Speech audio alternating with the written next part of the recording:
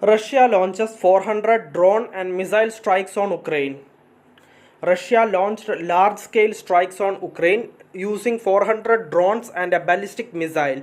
Ukrainian Air Force said the attack targeted key cities including Kharkiv, Kryvyi Rih and Vinnytsia, damaging energy infrastructure and wounding at least 15 people.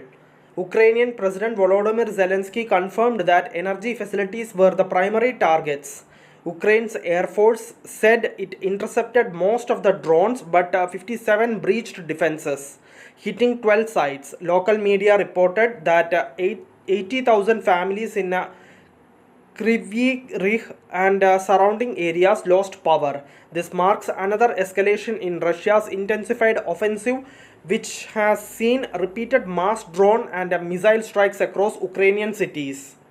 Thank you for listening. Thank you for watching. Thank you, everyone. Bye.